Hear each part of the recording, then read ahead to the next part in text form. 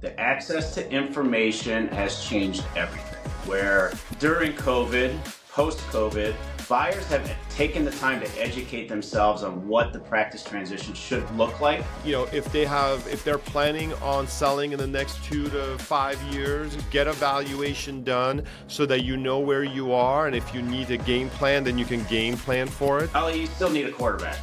Every team needs a quarterback, and that's where the broker steps in to be the quarterback. When it comes to getting that deal, let's say financed, the broker's opinion to any bank holds value, holds weight. So that will help support the price that the buyer and seller have already discussed. Hello, and welcome back to Ali Off the Record. I'm your host, Ali Urumchian, and today's guest has guided dentists through some of the most important decisions of their careers when they were buying and selling practices.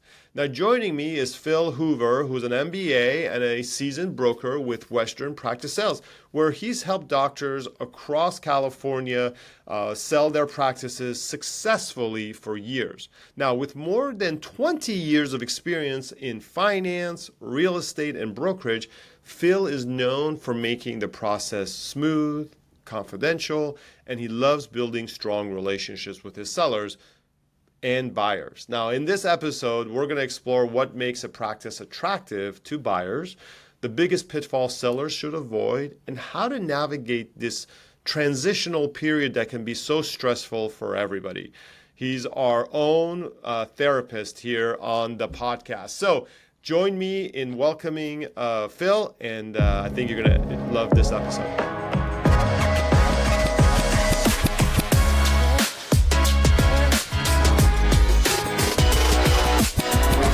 Good morning, Phill. Welcome to our podcast. Great to see you, buddy.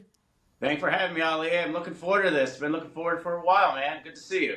Yeah, good to see you. Yeah, what a lot of people don't know is that you and I basically started in the industry almost at the same time 19 years ago. Isn't that wild to even think about that? It is wild, Ali. Like the places and the people that we've been able to work with over this time period, it's just been amazing. And to date it at 19 years, I think it's more than that. But hey, I'm not counting. I lost track. Yeah. It's crazy. Yeah. Well, we just celebrated the 19-year anniversary of the law firm, and you might have come like a little bit before that or whatnot. But it's pretty crazy to think. And I know you started off in lending, of course, and you were at Bank of America for many, many years, and then you transitioned to some other institutions. But now you are back in the Bay Area, you're back in Northern California, and you are focused on practice sales. So tell me a little bit about how that even happened. How did you go from a stud lender to now a practice broker? Okay, so 22 years, Ali, of history. It was with the lending and with Bank of America. I learned the business from Bank of America, had the opportunity to work with them pretty much from the ground up, where we started the Northern California practice finance division here with a partner of mine, with Brad Beck, and learned a lot from Bank of America. And that parlayed into a few other financing opportunities, and ended up starting our own finance company with a small bank here in the Bay Area, and worked specifically on financing, acquisitions, real estate, startups, things of that nature. But we also kept the back end with portfolio maintenance. So I learned a lot about the total finance picture. Sure. And, that was, call it 17 years, 18 years of my career. So I'm getting older. The people that I started banking when I started my career started to age.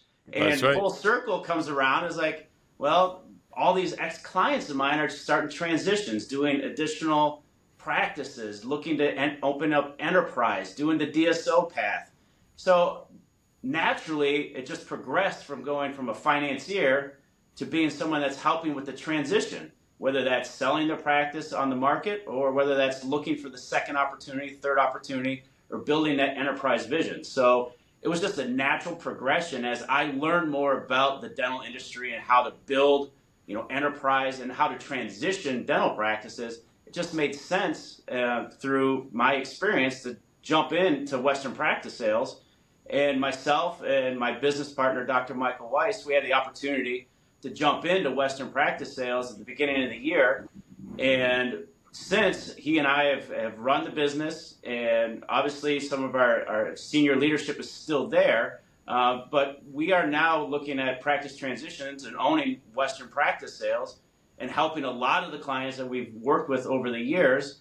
And of course, working on some of the legacy clients that our prior owners, Tim Giroux, John Noble, John Cahill, Ed Cahill, you name it, downstream, and working with all those clients as well. So as we'll probably talk later, practice transitions has evolved. It doesn't look the same as it did 19, 22 years ago. It's a different ball game. It and is. With some fresh eyes, bringing my experience into the field, I think we're looking at it and looking at doing these transitions in a whole different light, and it's really exciting. Really exciting. Yeah, no, it is very exciting, and you threw out some names that a lot of the younger doctors don't recognize, but those of us that are the OGs know those names, and they I mean, let's be honest. I mean, you've bought a incredible brokerage with a really great reputation going back to when we first started. I mean, John Cahill and Ed Cahill merged with Tim and John Noble, and it became Western practice sales the way it is today. And now you've taken that over, of course, and it is. I mean, it is new energy, and I think there has been a transition from sort of the older guard, if you will, who did a really great job for many years, for 20, 30 years, to a younger generation, which includes you and a couple of other guys that I think are doing a great job. But let's talk about that a little bit, because the world has changed, Phill, right? The world has absolutely changed, and so tell me from your perspective as a seller's broker, okay, how have you seen the shift, occur, or what shift has occurred? And let's do it since COVID, right? Because nothing existed pre-COVID. So let's talk about since COVID. What have you seen shift? I want to say it's the access to information and technology.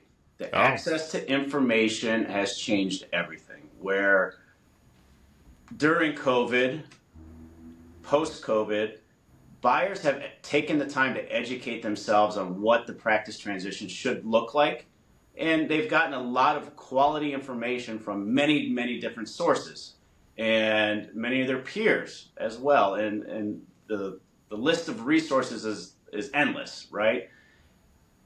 And the same is with the sellers, where the sellers have educated themselves on what their transition plans look like. What actually happened post-COVID is what I feel that a lot of the sellers got tied up with their valuation, where they come out of it and they see that their revenue stream isn't as strong. So now they're holding on for another couple of years to build revenue based on the valuation metrics that they're seeing or they've heard of, or the resources that they're searching out. So now we have this pool of sellers that may have held on for a little too long, and they thought that they could recap on that revenue stream and put some new energy into practice for 2 to 3 years, and then maybe reap that reward for the sale, let's say in today's market. The reality of it is when you're a little bit older in your career, you don't have the juice in the tank anymore to crank up the revenue. So instead of going from $1 million practice pre-COVID to, say, 700 post, and thinking you're going to get it back up to $1 million, those revenue streams have stayed about the same. So the valuation has gone down. So what we're talking a lot with our sellers in today's market is we kind of got to get out in front of it a little bit, where the pool of sellers is starting to back up. So if we're trying to get value for your practice and try to beat the competition or beat the market, right now is a great time to sell. And the same thing with the buyers, with the education and the resources that they've been using in these prior careers. The packed up demand to buy a practice is quite large. Yeah. And so, putting the match or finding the match, it's not easy, but there's demand on both sides of the fence right now to get transactions done. So, no, it's a very dynamic marketplace. Yeah, I think you hit on something really interesting, which is you're right. The amount of education and information right now is at probably an all-time high. I mean, as you know, a big part of how we grew the law firm and HR for Health really is all about education, right? Teaching the younger doctors, teaching, you know, sellers how to better sell their practice, how to, you know, set themselves up for success, how the younger doctors can set themselves up for success with, you know, proper credit management and legal strategies. But there, you know, with access information, there's also the ability to get bad information, right? To get bad data. And there's a lot of these, you know, online groups and some of these other things out there where, you know, somebody will post a really good question, and then people from all across the country respond with their experience, right? They're not giving bad information in the sense that it's false information, but it's their experience, which is one transaction, one point in time, right? In potentially a different market. So how do you, Phill, when you're meeting with a doctor who says, okay, Phill, I've heard great things. I want to sell my practice in the next 6 months. What's the first conversation you're having with them? Like, how do you set them up for success? You know, the one of the first conversations I like to have is just find out the history of the practice, right? To figure out where they Okay, came good. from and what they built. You know, Yeah. that's the key here. What did they build? Is it a family practice? Is it a corporate practice? Is it, you know, 10 operatories and running hard, or is it 4 operatories and really taking a family approach, right? So we got to figure out what it is they're trying to what it is that they created, and then on the back end is what they're trying to accomplish. Yeah. You know, a lot of times some people are chasing the right fit, you know, the right doctor that fits their mold, that may want to work a 3-day work schedule and have the freedom, and that fits the staff, that fits the practice. Others have different opinions on that. So we really got to find out the history of the practice and what the seller's intention is for the sale. Um, you know, the conversation with the seller, you know, we're going to have an opportunity to look at a lot of prospect buyers. And a lot of people are going to throw a lot of questions at them that might make them feel uncomfortable and, Yeah. you know, redirect their focus of the practice, or maybe paint a bad picture where they're seeing the practice in a black and white image, Yeah. right? Yeah. Which is what a third party does, right? But the reality of it, once you get into some of these practices and get the feeling for it, you know, that's not the case. And a lot of our buyers in today's marketplace can look through that and find the true value when we're looking at the production, we're looking at what the practice is actually providing the dentist in terms of a lifestyle and in terms of an income. You know, all of that is such a key component today to our new buyers. Sure. And there's definitely a defined difference between the lifestyle type of buyer versus the income driven type of buyer. Yeah. So That's a good point. that's how we drive our marketing packages and drive our sellers, you know, to filter through some of that noise to pick out what the best fit would be for them. Yeah, I love that. I love that. Yeah, and to make sure that there's truly a fit. And I think a lot of times, you know, brokers get a bad rap because, you know, sellers and buyers think that it's always about the highest price or who came knocking on the door first at the open house. You know, they focus on that as opposed to, I think what you're actually trying to do is say, okay, who's the right buyer for this seller to make sure that the patients are taken care of, that the legacy is expanded, and all those details. And I love that. So Phill, let's talk about, I'm going to ask you for buyers and for sellers the same question, which is, what is the biggest pitfall you've seen in the transactions you've done for a seller to avoid? If there was Too one late. thing. Coming at me too late in the 11th hour when the seller comes to us without a plan, Yeah. or we're not a part of the execution to retirement or to the next phase of their career. Yeah. That is the biggest pitfall by far, because now they're chasing. They're always chasing, and you'll never catch up. If there was an opportunity to get in front of myself or to position yourself in the best light as a seller, it's a 2 to 5 year plan. And they need to be talking to myself. They need to be talking to you, Ali. They need to be talking to their financial representatives. All that needs to take place. I hate getting that phone call in October saying I need to close by the end of the year. Right. Yeah. It's We just, all it's, get it. We all get it. Yeah. we Yeah. do. Yeah. And the same with the buyers is being prepared. And the content that we talked about earlier, buyers come to the table with information. It's all good information, but where did it come from and how does it relate to my market? That's the part that needs to be, separated. Where a practice in Nebraska to Florida to Texas to California, they're all different, right? And I do advise our buyers to talk to, their local reps, their local brokers, their local attorneys, their local bankers to get a feel for what actually is going on in this marketplace. And, everyone's got a different fit. And the buyer, I love it when a buyer comes to the table saying, I've spoken to Ali, I've spoken to the bank. Yeah. Now I'm talking to you, find me something. And then in that regard, Ali, it's the same thing where I know I can pick up the phone and talk to yourself and talk to their other reps and actually get a feel for this individual, and we have a game plan. Yeah. And when we have a game plan, it's so much easier to execute. Yeah, yeah. I mean, absolutely, right? I mean, it's if you're going to use a sports analogy, there's so many of those, right? Right? You got to prepare, you got to know who your opponent is and plan for that. And if you can plan for it, the chance of execution isn't guaranteed, but at least you are increasing the chance of success, right? You're increasing your chance. And I love that. And I think too, we see this every year, but the last couple of years, it's been even more prevalent, which is,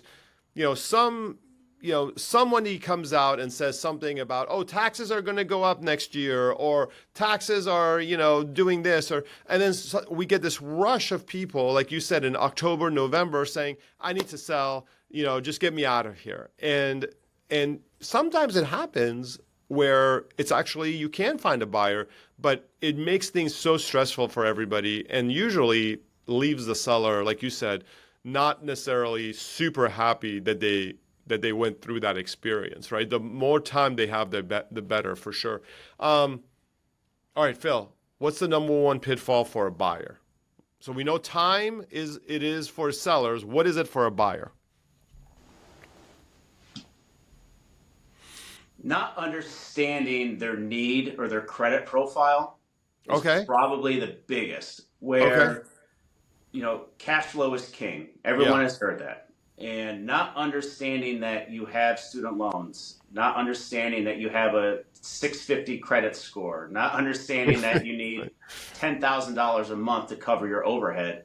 Maybe that practice, you need to find something that's going to fit that mold to afford that lifestyle, right? Yeah. And I think that is, again, going back to the education piece of it, that's one thing that I don't think the buyers pay enough attention to is themselves by looking themselves in the mirror.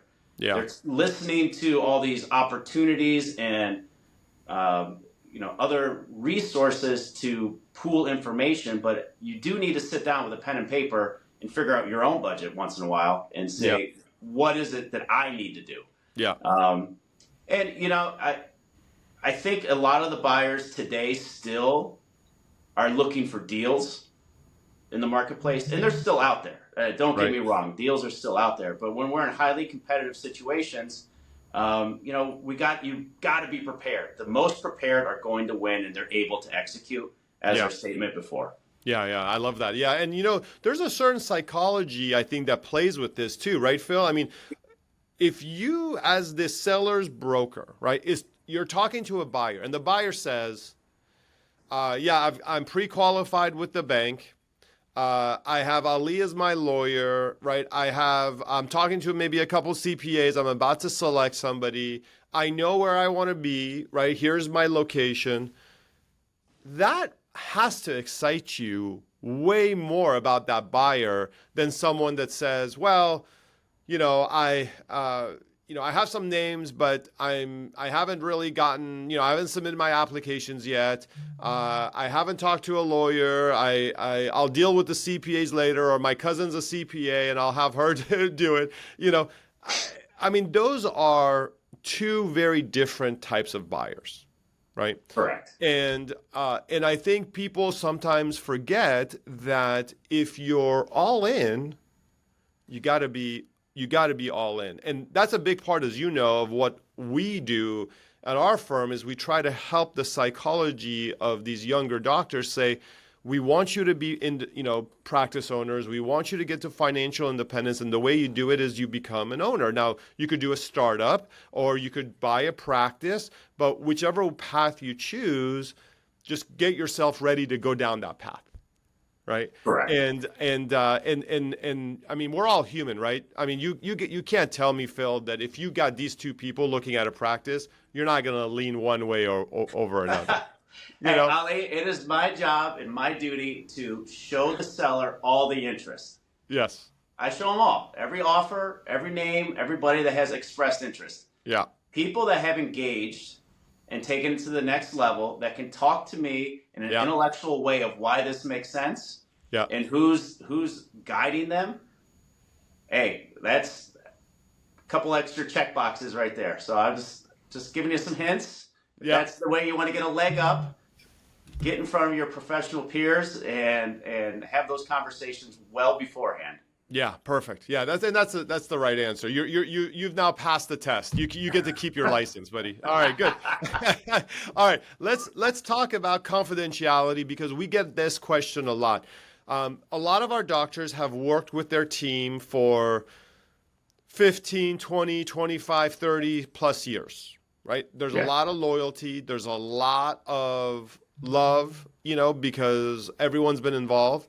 And when a practice is about to go on the market or is on the market, the reality is that it's not prudent for the seller to really talk about what's happening with any of their team members, right? So how do you ensure that stays accurate? Like how do you make sure that confidentiality is there until the end? Because even though it's kind of like hiding the ball a little bit, the reality it's the best thing that could happen for the team because they get super nervous or they may not know really what's going on, right? So all these conversations that we're having with the seller are typically after hours on the weekends. When we have to show the practice is typically after hours or days that the office is closed. So we keep that privacy to keep the visual privacy away from any of the staff. That's super important, right? And like you said, Ali, is even if we find that suitor today, we still are not telling the staff, we are not telling anybody about a transition until mostly about a week before. And at that moment, we will tell the staff, through an exhaustive search, we found the heir apparent, Dr. X, and he or she will be coming in on Monday. Yep. I'll be sitting side by side for a day or two, and that's it. That's it. That's the end of the road, right? And more times than not, people are so excited for the senior doctor, saying, thank goodness, we knew it was coming. We're so happy for you. Congratulations. That is 98% of the time. Yeah. If you get engaged too early, even though that you think the staff loves you and they adore you, it's been together for 20 years, that anxiety is real. Yeah. That hygienist is thinking, oh no, I'm making $70 an hour and I'm going to go down to 65. The front office is like, I'm making 80 grand a year. I'm going to get cut because he needs to make more money. He's the new guy. Right. I'm hearing all this noise. They start looking, and it's hard to stop that train once it starts. Yeah. And that train gets carried on to when the hygienist goes to sit with the patient. Yeah. And people start chirping. Once the birds start chirping, it's hard to get them to stop. So the privacy is so important to retain value. And it's so important for the buyer to know that and the seller to know that, because that's what the buyer is buying, is that goodwill. And if that decides to leave the door with the hygienist, that could be a problem. And so I can't tell you how important that really truly is. It may be the most important part of the entire transaction. Yeah. And what's funny is I think you're exactly right. That fear and anxiety is always there. It's natural. But in a weird way, I actually think their positions in the office are more secure post-transition than pre-transition, because post-transition, you've got a young buyer who's coming in, who doesn't know much about anything. They know dentistry, of course, right? But they don't necessarily know how to run the business and the nitty-gritty aspects of it. And the team is involved in all of that. So they know all of those things. And so the new doctor relies on them even more than probably the seller does. And so there is a certain safety there, post-transition. But you're right. I mean, that confidentiality has to remain. So yeah, the great thing about that too, Ali, is like the staff is actually the cooks in the kitchen. They know where the hand pieces are. They know how the sterilizer works. They know all the tricks in the trade. And more times than not, a lot of our friends, our consulting friends, and across the country, even hint towards giving the staff a raise. Yeah. For retention purposes. So, it's super important to keep that privacy. Keep it under wraps. All right, so let's go to the question segment here. This is the Ask Ali segment. We've got questions from the audience over the past couple of episodes, and so I've got one here for you. It says, Ali, I'm considering selling my practice in the next year or two, but I'm worried about the value that I'm going to get for my practice. And whether I should plan on trying to increase my revenue and then sell, or just sell now. Is it a good time to invest in getting a valuation done by an independent third party? So I know you guys as brokers do valuations, Phill, for clients. What do you think about this person that wants to sell in a year or two? Should they get a valuation now? Should they wait? What are your thoughts? They absolutely have to engage, Ali. In that situation, would love to engage with that seller and come to the realization of, even if you were to increase revenue over the next 12 months, it may be able to secure the value that we're looking for out of the practice, but it's not going to increase the number of the sale exponentially. It needs to be a historical track record of growth or sustainability. And in a year, that's just not going to happen. Sure. But if we do a valuation today and thinking that we're going to go to market next year, and say in the year prior, the practice did $1 million, this year it did 900,000, and then next year it's going to do $1 million, we can really base the valuation on that pool of 3 years and say, it's about $1 million practice, and maybe get that number, and it shows that it's sustained its revenue trend, right? Yeah.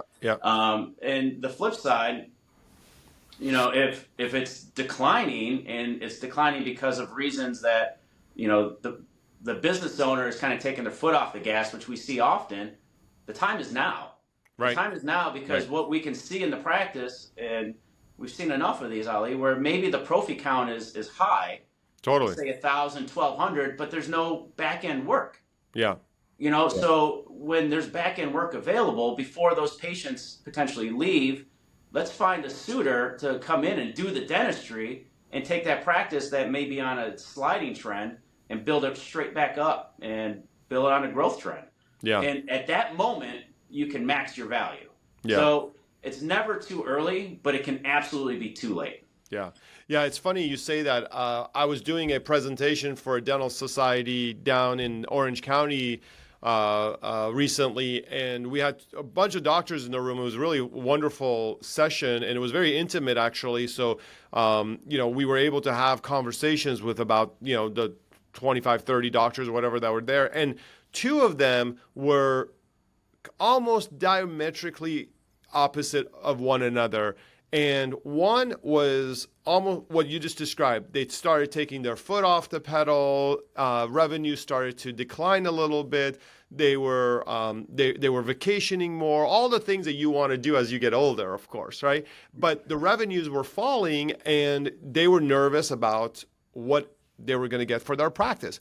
The other person was almost in a similar place from a life perspective, but what they did was they brought in an associate, and the associate was able to kind of maintain the level of the practice. Now, their expenses went up, I'm sure, because now they're paying an associate as opposed to doing it themselves, but it's okay because at least the revenue was there, right? And they could account for the associate. And so, when they go to do their valuations, and we didn't do valuations that night, of course, but once they go, it's going to be two very different results, and for a bank, it's going to be two different practices. For a buyer, they're going to look at this as two different practices, right? One that's, I don't want to call it dying, but slowing down, and Yep. then one that's kind of still, on an upward trajectory. It doesn't have to be like hockey stick growth, but like normal growth, I think is fine, or at least maintaining it, right? So, In this strategy that you just described with the associate, is that's why it's never too early. Like if that's the intention, if you're going to go to travel Europe and backpack for 2 months over the summer, well, let's come up with a plan for that, knowing that you're going to sell, in the fall or the winter. yeah. That's like that stuff it's never too early. Never too Yeah, early. it's never too early. Yeah, Great and for those, example, Ali. yeah, and for those of you who are thinking of doing that, remember, don't just do it haphazardly. You got to have an associate contract with the associate because you got to protect your intellectual property, your patient list, and all of that kind of stuff. Like, you don't want to just bring somebody in who's gonna, be there, take stuff, and then leave. That could damage your practice. But if you do it sort of strategically, I think that works. So, okay, let's go to the second question, Phil. It says, speaking of associates, actually, it says, Ali, I've been approached directly by a young associate, which I guess we have to assume the associate works for them, who says they want to buy my practice. Why should I involve a broker or attorney if we've already agreed in principle on the price? Well, I'll tell you this: you always need an attorney. You always need an attorney. So don't ever take that for granted. Someone's got to do the legal documents. But Phil, since I've got you on the hot seat, why should they involve a broker in a situation where one of their associates is wanting to buy in or buy them out, or maybe it's an associate from another practice who's found out that they want to sell? Ali, you still need a quarterback. Yeah. Every team needs a quarterback, and that's where the broker steps in to be the quarterback. When it comes to getting that deal, let's say financed, the broker's opinion to any bank holds value, holds weight. So Yep. that will help support the price that buyer and seller have already discussed. So a broker's opinion would help with that valuation in terms of getting a bank approval. The quarterbacking of the deal is helping the attorneys talk, helping the CPAs talk, helping all the transition planning with the staffing, with the patients, and sending out letters, the marketing, all the little pieces that you think are easy are not that easy.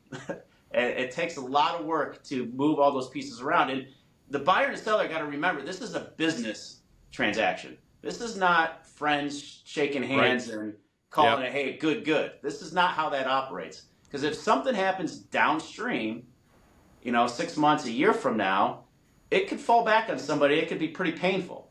So we got to keep that in mind and keep that perspective that this is a business transaction that we're dealing with hundreds of thousands of dollars. That's right. And this is not, two buddies playing on the golf course, So Yeah. that's the quarterback is extremely important in this. Yes. Which, by the way, we got to go out and hit some balls. I haven't hit a ball in a long time. Yeah. Okay. So let's transition to our third segment, which I know you've been listening to the podcast, so it's called Plead the Fifth.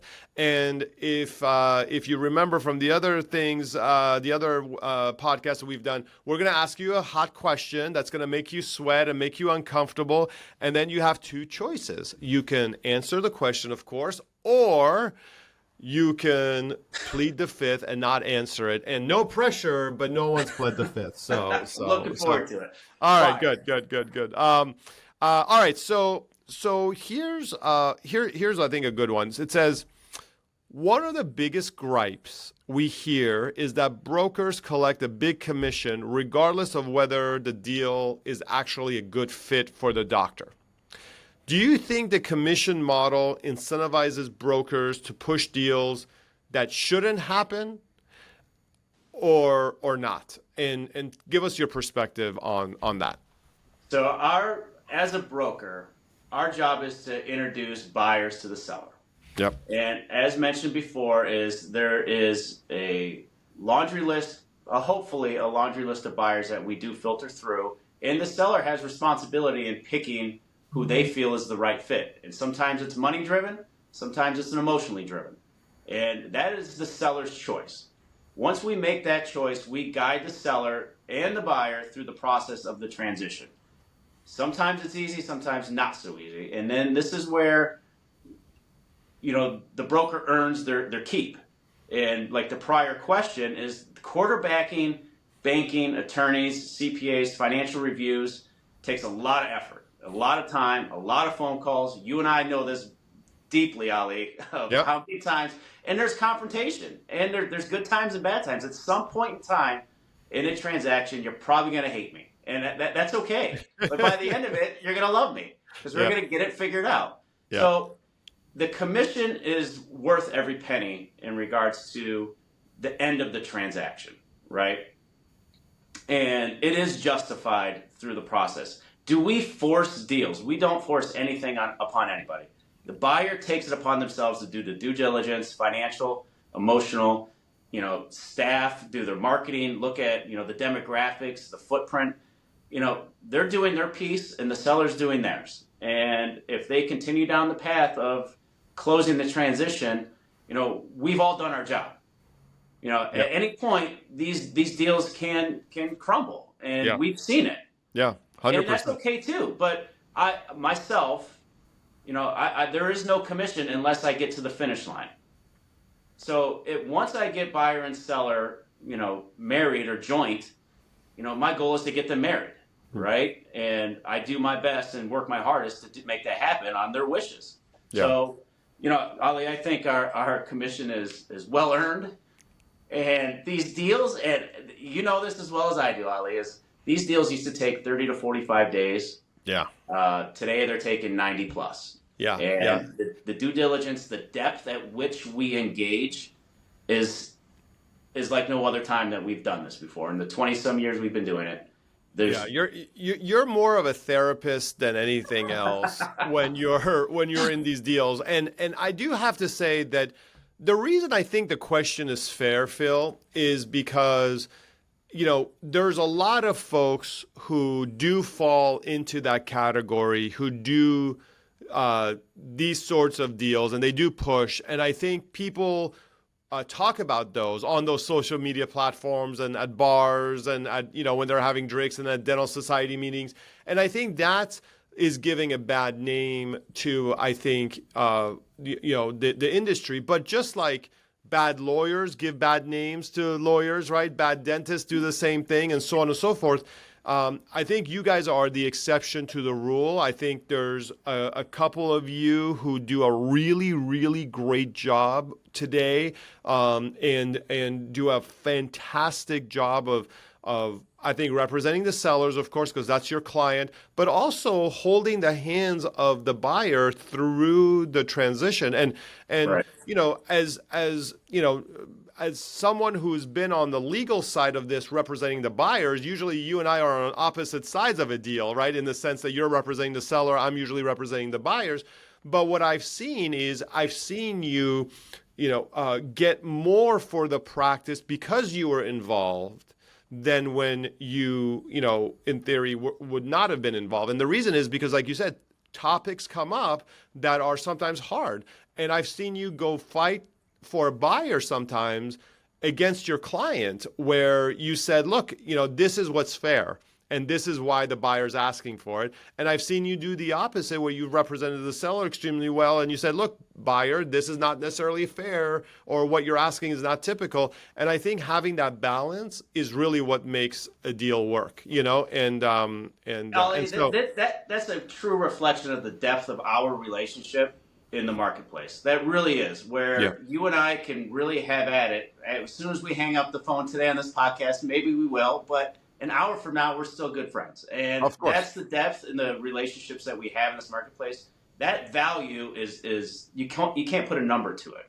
Yeah. And that's what our clients and your clients are getting when they decide to work with someone like yourself and myself. That's right. That's right. I agree with that. Well, thank you, Phill, for pulling back the curtain on these practice transitions. I mean, I think the audience is a lot smarter for it today. Knowing that getting started with you early, I think is key. If they're planning on selling in the next 2 to 5 years, get a valuation done so that you know where you are, and if you need a game plan, then you can game plan for it. And of course, it never hurts to have conversations, with you early in the process, even if they don't want to retain you immediately. At least have a conversation and learn more about what Phill and Michael, his partner, can do for you. So thank you for all of that. For anyone who's interested, Phil's information and Michael, his partner's information, are below in the description, so you can contact them directly and ask any and all the questions you have. And so if you've enjoyed this episode, please click like, subscribe, comment, and we look forward to seeing you. Phill, thank you again for being on. You are an immense value. I'm glad you're back in the Bay Area, and look forward to keep working with you. Thank you, Ali. Thank you for the time and the platform. Greatly appreciate it, and look forward to working with you as well, my friend. Absolutely. See you, buddy. Bye-bye. Take care.